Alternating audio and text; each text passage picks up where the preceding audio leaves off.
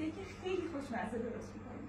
چیزکیک سن سباستین معروف به چیزکیک سوخته که اولین بار توی اسپانیا پخته شده. از این به بعد اگه غذاتون سوخت اصلا اشکالی نداره. اسمشو بذارید سن سباستین.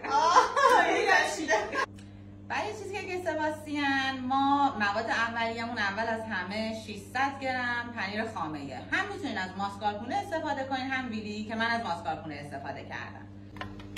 اینکه پنیر رو ریختیم خامه رو اضافه می‌کنیم. 400 گرم هم خامه بهش اضافه می‌کنیم. من از بچگی نقش همزن و خردکنو داشتم. اما این اومد جای منو گرفته. شکر رو در نظر گرفتم که بهش اضافه کنیم که یه کمی بافتش نرم‌تر بشه. دیگه خیلی هم طول نکشه اون شکر بخواد حل شه. یه پیمونه. الان دیگه شکرم اضافه شده. خیلی بهتر شده. خدا رو شکر. خیلی خوشمزه. حالا تخم مرغ مونده. تخم مرغ رو یکی یکی باید اضافه کنیم به خاطر اینکه بافت کیک خیلی بهتر میشه اینطوری. البته خب این چیز کیکه ولی اگرم کیک خواستین درست کنین همیشه تخم مرغ رو دونه دونه اضافه کنین. پریسا میخواد یه دستی برامون تخم مرغ بشکنه. برو ببین. بچه‌ها بگم تخم مرغ 5 تاست. دیگه حالا شما خودتون به بزرگی خودتون ببخشید. بعد وانیل هم یه قاشق چایخوری وسط زدن تخم مرغ شما اضافه می‌کنید. 3 قاشق غذاخوری از آرد ذرت استفاده می‌کنیم. حالا می‌ریزیم داخل الک. بعد همینطوری که الک می‌کنیم هم کم کم به همش می‌زنیم. حالا چون نیلو گفتش که دوست داره هم زدن. شما دستتو ببری کنار من حرفه‌ای ام. دیگه حالا آشپز 3 تا شده ببینیم نتیجه از کار چیه. قالب رو چرب می‌کنیم.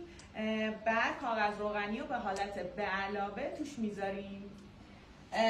بعد دیگه مواد رو که فولد کردیم کامل با اون همون آرد ذرت و اینایی که دیدیم میریزیم کفه. باید بره توی فر.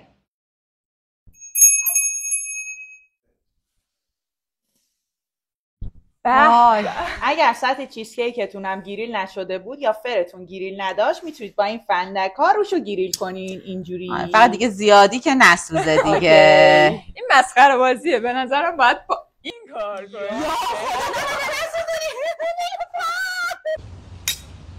بریم واسه برش کیک.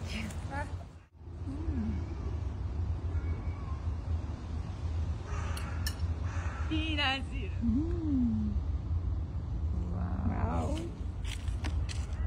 با شکلات. یه دونم با کارامل. اینو خونه حتما امتحانش کنین. شک نکنین و عکساش هم برای ما بفرستین.